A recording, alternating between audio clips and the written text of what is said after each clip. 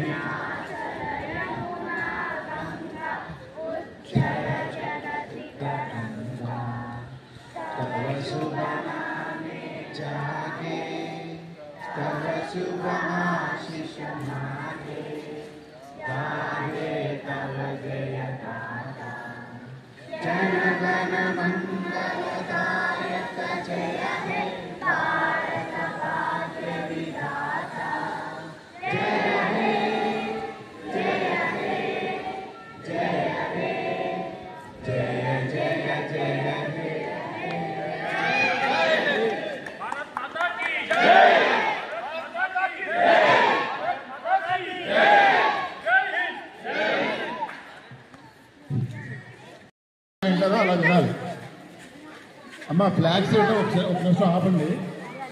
అమ్మాయి ఎవరైతే నా ఫ్యూచర్ లేదో ఫ్లాగ్స్ తీసుకుంటారు ప్లీజ్ స్టాండ్ చేయండి. ఒక్క నిమిషం అమ్మ. పెద్దవాళ్ళు కూడా చెప్పండి కొంచెం పిల్లలకి, పెద్దవాళ్ళు కూడా వినండి. సభకు నమస్కారం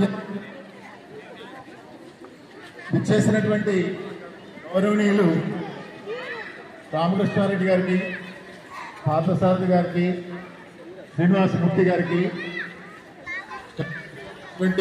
ఇతర పెద్దలకు అందరికీ కూడా హృదయపూర్వక నమస్కారాలు. పిల్లలకు నా దీవెనలు. ఒకసారి మీరు ఎంత హుషారుందో ఒకసారి చూద్దాం. భారత్ మాతాకి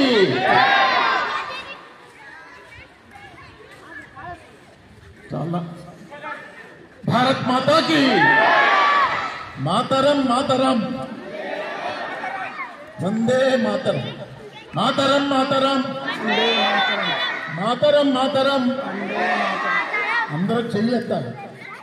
వెరీ గుడ్. మాతరం మాతరం మాతరం మాతరం. Very good very good. అందరూ ఇలాగే ఉండాలి. మీకు అందరూ కూడా చెప్తూ ఉంటారు నాయకులు గాంధీ గారి గురించి, నెహ్రూ గారి గురించి, వల్లభాయ్ పటేల్ గారి గురించి, భగత్ సింగ్ గురించి, అలాగే ఉద్ధమ్ సింగ్ గురించి, లాలా లజపత్ రాయ్, గోపాలకృష్ణ గోఖలే, ఇలాగా ఎంతోమంది మన భారతదేశం గురించి పాటుపడి చేతులు పోగొట్టుకొని, కాళ్ళు పోగొట్టుకొని, ప్రాణాలు కూడా పోగొట్టుకున్నటువంటి పరిస్థితి. అది ఎలాగంటే భగత్ సింగ్ మన దేశం గురించి పోరాడి అసలు బాసాడు, అలాగా ఉరి తీశాడు. అలాగే లాలా లజపత్ రాయ్ హోమ్ రూల్స్లో వ్యతిరేకంగా ఉన్నప్పుడు ఆ టైంలో కరెక్ట్గా ఆయన చిన్న దెబ్బ వల్ల, పోలీసు వాళ్ళు కొట్టిన దెబ్బ వల్ల చనిపోయారు. ఇలాగా ఎంతోమంది జైల్లో ఉండేవారు. భార్యలు వదిలేసి, పిల్లలు వదిలేసి జైల్లో మగ్గి రోడ్డు మీద తన్నులు తిని ఎన్నో రకాలు బాధపడేందుకు మనకు స్వాతంత్రం ఎప్పుడు వచ్చిందమ్మా స్టూడెంట్స్? Very good. 1947 August 15. ఇంతకుముందు ఎవరు ఆధ్వర్యంలో ఉన్నది బ్రిటిష్. మనకి బ్రిటిష్ వాళ్ళే కాదు, బ్రిటిష్ వాళ్ళు వచ్చారు, ఫ్రెంచ్ వాళ్ళు వచ్చారు, డచ్ వాళ్ళు వచ్చారు. వాళ్ళు కొట్టుకుంటే లాస్ట్కి మిగిలిన వాళ్ళు బ్రిటిష్ వాళ్ళు మనల్ని 1600 సంవత్సరంలో మనకి స్పైసెస్ బాగా పండేవి. అంటే యాలకులు, లవంగాలు, మిరియాలు, దాల్చిన చెక్క ఇవంటాం కదా, ఇవన్నీ బాగా పండేవి మనకి కేరళలో. వాటి కోసం వ్యాపార నిమిత్తం 1600 సంవత్సరంలో వచ్చి అంచెంచెలుగా ఎదిగి మనల్ని బానిసలు చేసి మనకి ఇంత కాళ్ళ కింద తొక్కి పెట్టారు. మనకి స్వాతంత్రం ఇచ్చేయండి మాకు అని అంటే ఇచ్చేవారు కాదు, వాళ్ళే పరిపాలించేవారు. ఇందులో 2 రకాల పాయింట్స్ ఉన్నారు, మితవాదులు, అతివాదులు. మితవాదులు అంటే ఏంటంటే, బాబు మా స్వాతంత్రం మాకు ఇచ్చేయండి, మీరు మా దేశం వదిలి వెళ్ళిపోండి, వాళ్ళు మితవాదులు. అలాంటి వాళ్ళు ఎవరు? గాంధీ గారు, నెహ్రూ గారు, అందరూ కూడా. అలా కాకుండా మా దేశం వదిలిపెట్టి వెళ్తావా వెళ్ళవా చంపేస్తాం అన్నది భగత్ సింగ్, వల్లూరు సీతారామరాజు. అలాగే 2 రకాలుగా ఫైట్ జరిగింది. లాస్ట్కి మనకి అహింసా పద్ధతి. ఈ అహింసా పద్ధతి ద్వారానే మనకి స్వాతంత్రం వచ్చింది. ఇలాగా ఈ రోజున మనకి స్వతంత్రంగా ఉన్నామంటే కారణం ఆ రోజున అలాంటి నాయకులు ప్రాణాలు అర్పించి మన స్వాతంత్రాన్ని ఇవ్వటం. కాబట్టి మనం వాళ్ళు ఎప్పుడూ మర్చిపోకూడదు. మనం ఏం చేయాలి ఇప్పుడు అనేటువంటి తెలుసుకుంటే కనుక మన విధిని మనం నిర్వర్తించాలి. మన డ్యూటీని మనం చేయాలి. అలాగే పేరెంట్స్ కూడా పిల్లలకి ఈ రోజున 2 భూతాలు మనల్ని బట్టి పీడిస్తున్నాయి. 2 భూతాలు ఉన్నాయి మన ఇంట్లో, ప్రతి ఇంట్లో 2 భూతాలు ఉన్నాయి. చెప్పండి పిల్లలు, 2 భూతాలు పిల్లలు చెప్పాలి. 2 భూతాలు ఉన్నాయి మన ఇంట్లో, చెప్పండి. 2 డెవిల్స్.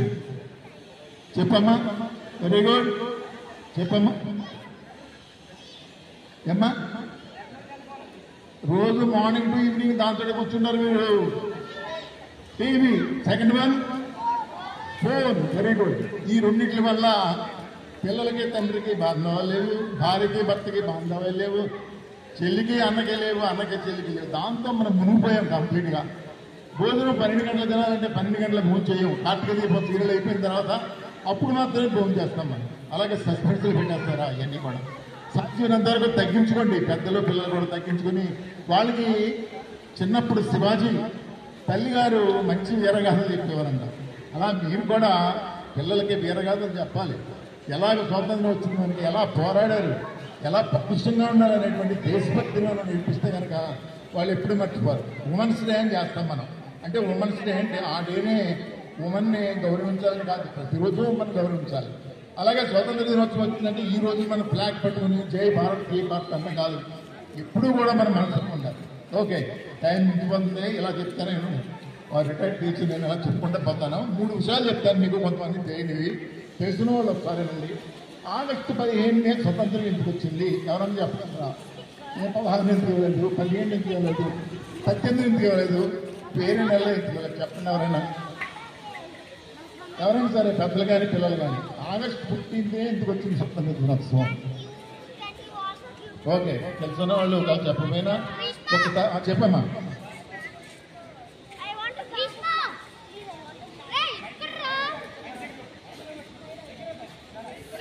ఓకే 1915 డిసైడ్ అయ్యారు. కానీ అంత కాస్ ఉంది, కారణం ఉంది. ఎవరు చెప్తారు కారణం? ఏం పర్లేదు, ఎవరినైనా చెప్పండి. Very good, very good.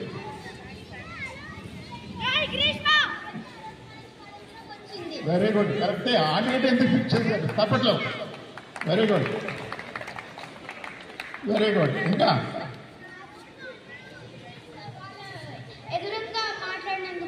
Very good, very good. ఇంకా వెరీ గుడ్, వెరీ గుడ్. చూసారా? చెప్పమ్మా. పైకి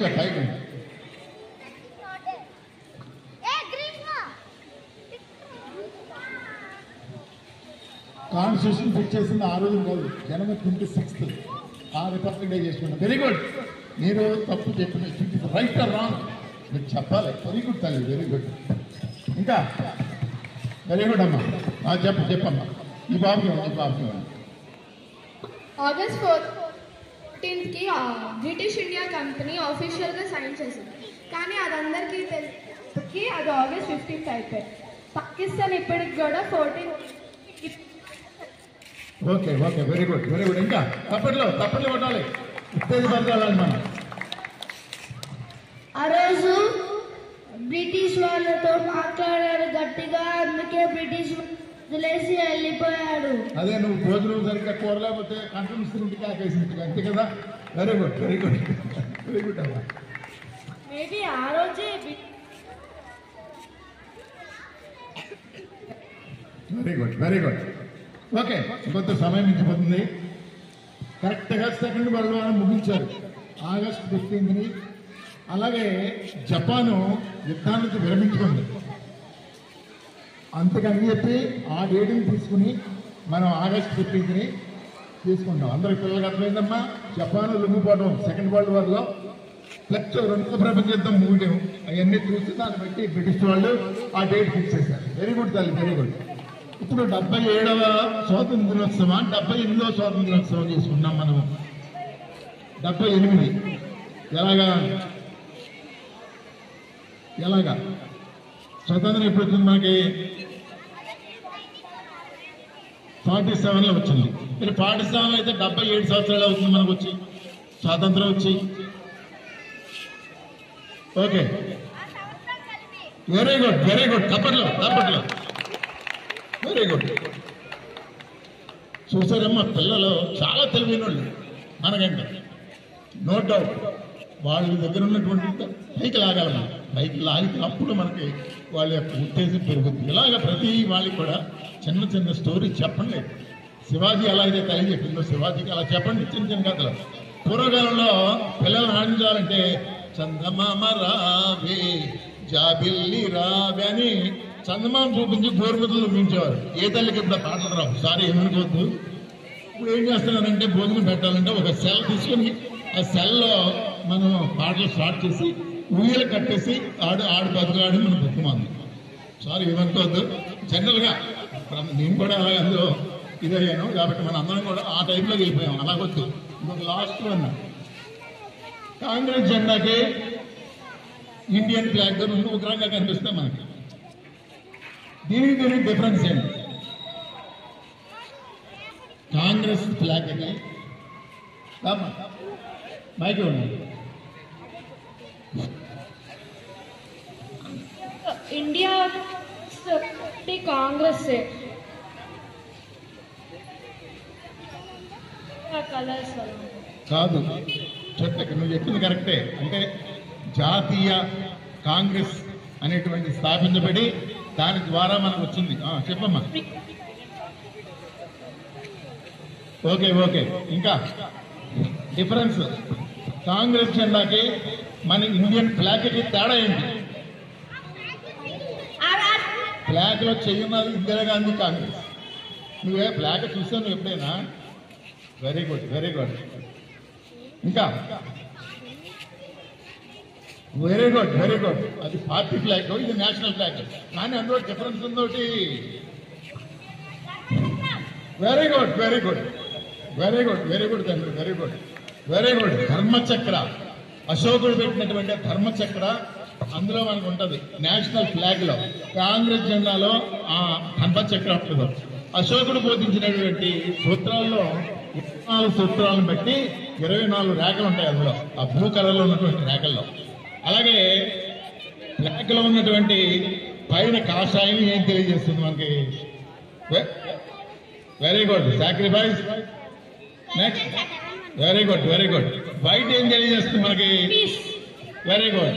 అందరూ చెప్పాలి, అమ్మాయి చెప్పినట్టు. వైట్ ఏం తెలియజేస్తుంది? పీస్. లాస్ట్ వన్ గ్రీన్ ఏం తెలియజేస్తుంది? వెరీ గుడ్, అదొకటి అనుకో. And development.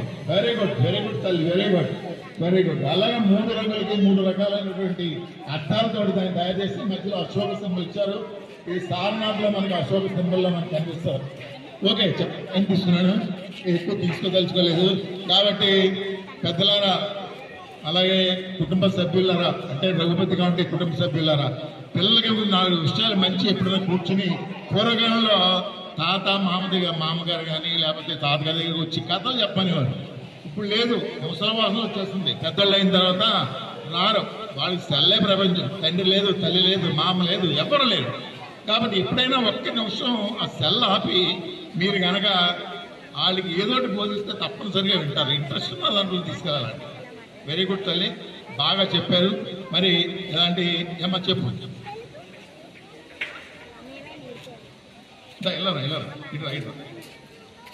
ఇలా పర్లేదు, భయపడకూడదు, ధీర్గా ఉండాలి, భయపడకూడదు. అశోకనగరంలో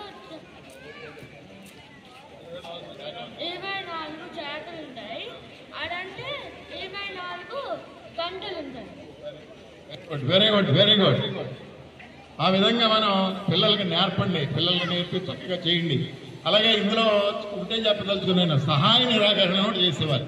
శాసనోల్లంఘన అంటే గవర్నమెంట్కి వ్యతిరేకంగా, బ్రిటిష్ గవర్నమెంట్ వ్యతిరేకంగా ఉప్పు తయారు చేయటం, ఇవన్నీ చేశారు. 240 మైళ్ళు నడిచారు గాంధీ గారు, వాళ్ళ సభ్యులు. ఒకళ్ళిద్దరల్లా గాంధీ గారు ఒక్కరే కాదు, ఎంతో మంది వెనకాల వెళ్ళేవారు.